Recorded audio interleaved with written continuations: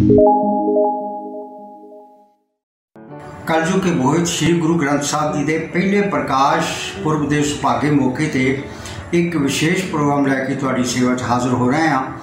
साडा यतन होएगा कि इस प्रसंग के नाल नाल कुछ वो गल्लां साझियां कीतियां जान जिवें कि आम तौर पर तुहाडे ध्यान विच नहीं होणगियां जां किसी ने नहीं लियांदियां होणगियां। तो सब तो पहला तो बधाई देंदे हाँ गुरपुरब के मौके के उत्ते।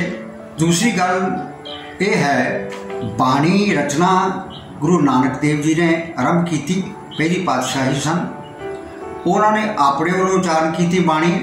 तो जदों वो मुल्तान गए बाबा शेख फरीद की गद्दी उत्ते विराजमान उस वेले दे मुखी गद्दी नशीन शेख ब्रह्म दे नाल मुलाकात की तो उन्होंने कोलों बाबा फरीद साहब जी की बाणी जिहड़ी सी वो प्राप्त की तो बाणी अगों भाई बाला जी के हवाले कर दी।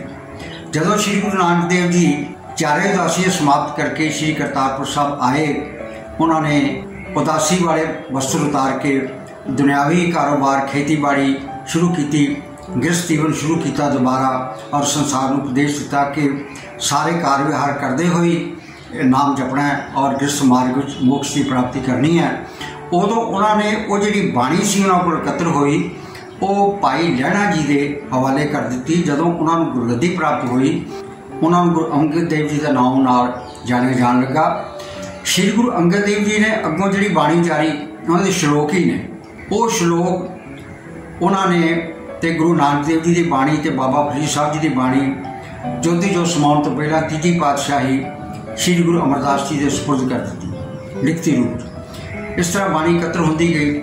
श्री गुरु अमरदास जी ने गुरु रामदास जी को, गुरु रामदास जी ने गुरु अर्जन देव जी को, तो गुरु अर्जन देव जी ने सोचा बड़ी वड्डी विलक्षण सोच सी कि क्यों ना ये सारी बाणी अते होर भगत साहिबान की बाणी, भट्टां की बाणी, गुरसिखां की बाणी जिहड़ी गुरमत विचारधारा नाल गुरु घर की विचारधारा नाल मेल खांदी सी और कर्म कांड का विरोध करती सी, एक रब की इबादत का संदेश दिंदी सी, साझी इबादत का, उसनूं एकत्र करके ग्रंथ बनाया जाए ताकि संसार का भला हो सके। बड़ी वड्डी दूर की सोच सी। अमृतसर शहर के दक्षिणी पासे वाल बड़ी रमणीक जगह है रामसर, उत्थे गुरुद्वारा साहब बनया होया हुण, उत्थे उन्होंने संकलन का कार्य आरंभ किया। भाई गुरदास जी महान विद्वान ते चिंतक उन्होंने लिखण वास्ते लाया तो आप गुरु जी रोज़ बैठते, बहुत लंबियां बैठकां होंदियां, गुरु साहब बाणी उच्चारण करते गए और भाई गुरदास जी इन बिन लिखते गए। तो जदों बाणी संपूर्ण हो गई संकलन का कार्य सिरे चढ़ गया।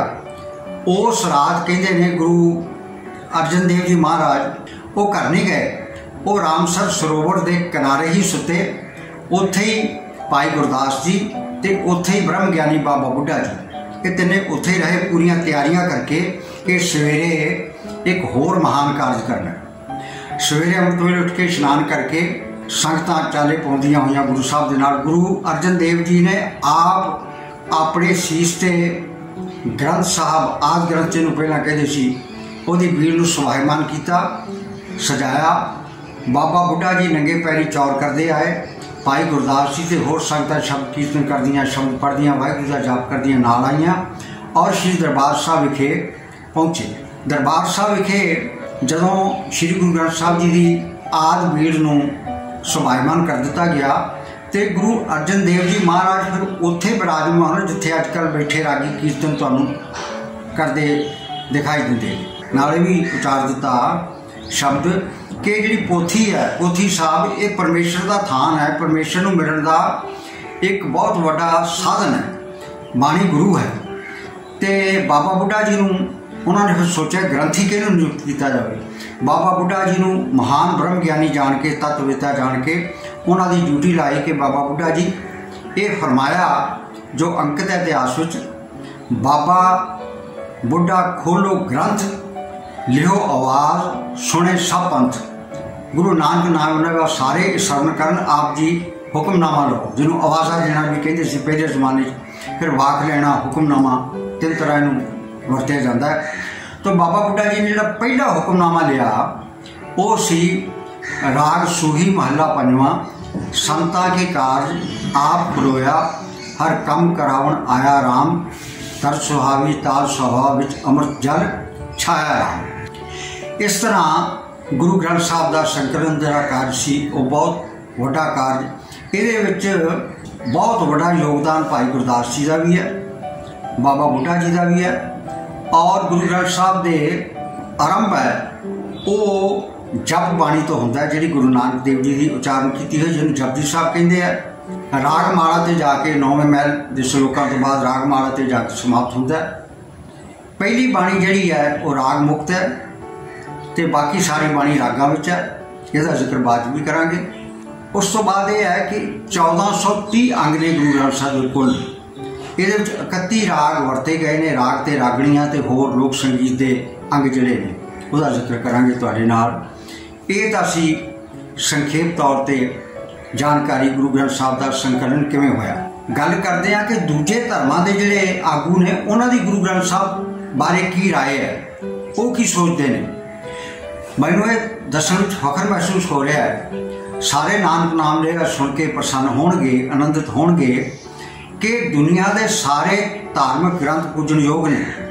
उन्होंने संभालने लई USA विच, अमरीका विच बहुत बड़ा शानदार स्थान बनाया हुआ, बहुत मंजिला। उत्थे सब तो उत्ते, सब तो जिहड़ी लास्ट मंजिल है, शानदार जो कमरा है वड्डा, उस विच बकायदा जिवें इत्थे आपां मर्यादा मुताबक गुरु ग्रंथ साहब का प्रकाश करते हाँ तो विश्वासन करते हैं। सब तो उत्ते उचेरी थां ते श्री गुरु ग्रंथ साहब जी महाराज को सुभागमन किया गया। ये तुहाडे सारिਆਂ ਲਈ ते गुरु नानक नाम लेवा संगतां ਲਈ ते बाणी नूं गुरु मनण वालियां ने किड्डी वड्डी फखर वाली गल है। इस्लाम धर्म के बहुत बड़े स्कॉलर ने दिल्ली निजामुद्दीन औलिया की दरगाह के इस वे वो पीर ने, उन्होंने एक समागम किया सी, जदों इत्थे मैं भी हाजिर सी। उत्थे उन्होंने कहा सी कि जदों दुनिया ये झमेलियां फसी हुई दुनिया लड़ झगड़ के बखेड़िया पै के हार हम जाएगी, यदि बस हो जाएगी, इनू कोई किनारा नजर नहीं आएगा, उदों सारे संसार नूं एक सूत्र विच बन्नण लई इक्को ही राह होएगा और सारी मनुखता इस राह को अख्तियार करेगी। वो होएगा सारियां दा साझा गुरु श्री गुरु ग्रंथ साहब, गुरु ग्रंथ साहब की रब्बी बाणी, जिहड़ी किसी की सिफत नहीं करती। देखो किन्नी निमरता, 6 गुरु साहबान ने किते भी अपना नाम दर्ज नहीं किया। श्री गुरु नानक देव जी का नाम है, कहो नानक हम नीच कर्मा शरण परे की राखो शर्मा। गुरु नानक देव जी का नाम ही इस्तेमाल किया है। इन्नी निमरता गुरु साहबान ने इस बाणी राਹੀਂ, बाणी सिखाउंदी निमरता है, बाणी सिखाउंदी प्यार है, बाणी संदेश ही साझी वार्ता का दिंदी है। सबको मीत हम आपन किया, हम सबना के साजन। एक मैं गल होर तुहाडे नाल साझी करनी चाहुंदा, मैं पहला जिक्र कर चुका संकेतक तौर पर कि इको एक ग्रंथ है जिहड़ा रागात्मक है, जिहड़ा रागां विच है। एक मैं होर गल दस दियां कि सारे धर्म जिहड़े ने उन्हां दे ग्रंथ पूजनयोग ने। सारे धार्मिक ग्रंथों तो गुरु ग्रंथ साहब की विलक्षणता इस गल विच है कि गुरु ग्रंथ साहब समय दे गुरु श्री गुरु अर्जन देव जी महाराज पंजवीं पातशाही ने अपने जिंदे जी अपनी हाजरी विच तैयार करवाया, संकलन किया, कल जहाज बनाया। जबकि बाकी जिन्ने पैगंबर या औलिया होए ने उन्होंने धार्मिक ग्रंथ उन्होंने परलोक गमन करने तो बाद, इस फानी संसार तो जाने तो बाद, कोई 30 साल बाद, कोई 60 साल बाद, कोई 40 साल बाद उन्होंने पैरोकारां ने या नबियां ने या होर जिहड़े धार्मिक आगू सन उन्होंने वो उच्चारण किए ने। एक वड्डी गल है। तो बाणी का दर्जा उदों ही उन्होंने मिल गया सी, पर ये मोहर गुरु गोबिंद सिंह साहब ने लाई जदों उन्होंने उत्थे हजूर साहब ये फरमाया, सब सिखन को हुक्म है गुरु मान्यो ग्रंथ, गुरु ग्रंथ जी मान्यो प्रट गुरा की दे। ये कोई दे करके भी ये याचना करता है कि असी गुरु के दर्शन करिए तो गुरु ग्रंथ साहब के दर्शन करें और गुरु ग्रंथ साहब से जीवन दर्शन मिलेगा। 3-4 गल्लां होर बड़ियां लाहेवंदियां होणगियां दसणियां। एक तो यह कि गुरु ग्रंथ साहब का संदेश सर्वकालिक, सर्वभौमिक, for all times to come, हमेशा लिए प्रसंग है। अज संसार जिन्नी मार धाड़ हो रही है, अज संसार जिन्नी आपो तापी है, अज जिन्ना मनुख का मनुख नाल कोई रिश्ता नहीं, सारे आपो अपने च मस्त ने। तो गुरु साहब उस वे संदेश दे गया, नानक दुनिया कैसी होई साल की मित न रहे कोई। किहड़ा पक्ष मैं लवां गुरु ग्रंथ साहब का। गुरु नानक देव जी फरमाते ने कि सारिया बोलियां सीखो, पर उन्होंने कहा कि अपनी माँ बोली ना छड्डो। अपनी माँ बोली जो छड्ड के तुसीं होरनां बोलियां वल पलार हुंदे हो ना, ये गुरु नानक साहब नूं चंगा नहीं लगा। तां ही उन्होंने ये सानूं पैगाम दिता जिहड़ा अज दे समय भी प्रसंगिक है। उन्ना ही घर घर मियाँ सबना जियाँ बोली अवर तुम्हारी। तुसीं हमको तुमको करन लग पे, तुसीं अपनी माँ बोली पंजाबी नूं भुल गए। अपनी माँ बोली जिहड़ी आ इहनूं माँ समझो, माँ दे समान है। फिर आर्थिक तौर पर जी लुट सुट हो रही है, उसके खिलाफ भी पैगाम है। जो बाबा फरीद कहते हैं, फरीदा एक ना आटा अगला। एक तो ऐसे ने संसार में जिन्हों दी अगलियां पीढ़ियां लिए भी उन्होंने को बहुत मालो सर पिया। एक ना ही लोन, एक ना को इन्ना भी नहीं जिन्ना आटे च लोन होंदा।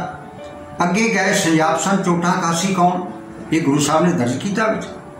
ये समाजिक बराबरी का और आर्थिक लुट सुट के खिलाफ एक सुनेहा है कि गुरु साहब ने राजसी तौर पर भी समाज में चेतन किया। ये बड़ी वड्डी लोड़ है, क्योंकि राजसी तौर पर, आर्थिक तौर पर, सभ्याचारक तौर पर, समाजिक तौर पर, धार्मिक तौर पर जे असी जथेबंद होवांगे, मजबूत लीहां ते होवांगे, तां ही एक चंगे समाज की ते हलेमी राज की सिरजना हो सकेगी।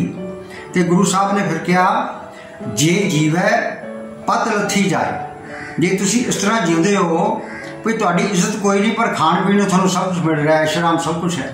गुरु साहब कहते हैं, जे जीवे पत लथी जाए सब हराम जेता किछ खाए, फिर थोड़ा जीवना हराम है। तो मैं समझदा गुरु ग्रंथ साहब विच दर्ज संदेश, गुरु ग्रंथ साहब दर्ज बाणी, चाहे वह भगत साहबान दी है, चाहे वह 6 गुरु साहबान वालों उच्चारण की बाणी है, चाहे वह भट्टां दी बाणी है, चाहे वह गुरसिखां दी बाणी है, अज भी समाज नूं सेध देण दे और आने वाले समय में समाज नूं सेध देण दे पूरी तरह समर्थ है। आप सिर्फ मत्था टेकण तक ही महदूद ना रहिए, आप अमल करिए गुरबाणी जो सानूं संदेश दिंदी है, उत्ते चरण का अपने घर तो शुरू करिए। फिर सब होआ हलेमी राज जियो, ये जिहड़ा संकल्प महापुरखा ने लिया सी, एक इहो जिहा राज होवे जिथे कोई किसी की लुट खसुट ना कर सके, एक ऐसा समाज हो जिथे सारे मिलजुल के बराबरी रह सकन, वो पूरा होएगा।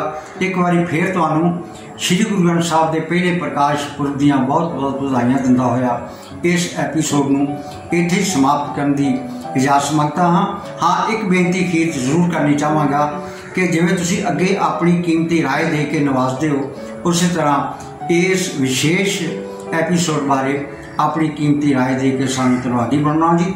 एक बारी फिर सारिਆਂ ਨੂੰ गुरपुरब ਦੀਆਂ बहुत बहुत बधाइयां। धन्यवाद, सत श्री अकाल, आदाब, नमस्कार।